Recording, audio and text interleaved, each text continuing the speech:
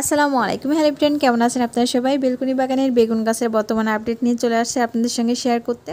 তো চলুন সবার আগে বেগুন গাছগুলো আপনাদের সঙ্গে একটু শেয়ার করে নিই। প্রত্যেকটা বেগুন গাছগুলোতে দেখুন মাশাআল্লাহ খুব সুন্দর ফুল ফুটে আছে এবং অজস্র কড়ি আছে, কিন্তু দেখতে পাচ্ছেন প্রত্যেকটা বেগুন গাছে হচ্ছে ফুল এবং কড়িতে ভরপুর মাশাআল্লাহ।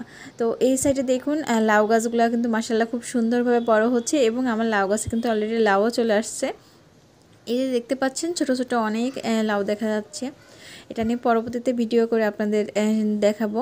আগে চলুন বেগুন গাছগুলো দেখাই। এই যে কিছুদিন আগে যে ছোট বেগুন গাছের চারাগুলো রোপণ করছিলাম ওইগুলোতেও কিন্তু দেখতে পাচ্ছেন কড়ি চলে আসছে। প্রত্যেকটা গাছে হচ্ছে কড়ি চলে আসছে। আর এই বড় যে গাছগুলো আছে যেগুলো প্রথমে রোপণ করা হয়েছিল এগুলোতে দেখুন প্রত্যেকটা ডালে কড়ি এবং প্রত্যেকটা গাছে কিন্তু ফুল হয়ে আছে।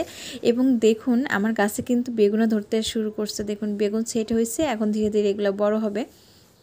আর এই যে দেখুন এইখানে একটা হচ্ছে বেগুন এই যে বড় হচ্ছে, সেট হয়েছে, এগুলাও বড় হচ্ছে। এই সাইডে একটা এই যে ফুল থেকে সেট হয়েছে। প্রতিদিনই কিন্তু প্রত্যেকটা গাছে একটা দুইটা করে ফুল ফুটতেছে।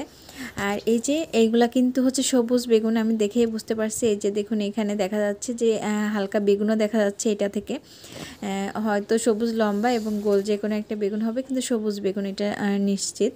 এই যে এই সাইডেও একটা বেগুন ধরছে এবং আপনাদের হচ্ছে আমি জুম করে দেখানোর চেষ্টা করতেছি দূরে। ওই যে ওই গাছটাতেও হচ্ছে এই যে এই একটা দেখা যাচ্ছে বেগুন।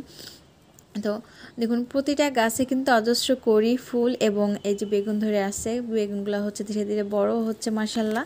তো এই গাছের বর্তমান আমি যে খাবার দিচ্ছি 15 দিন অন্তর অন্তর সরষার খোলের লিকুইড তরল সারটা ব্যবহার করছি 15 দিনে পরপর একবার।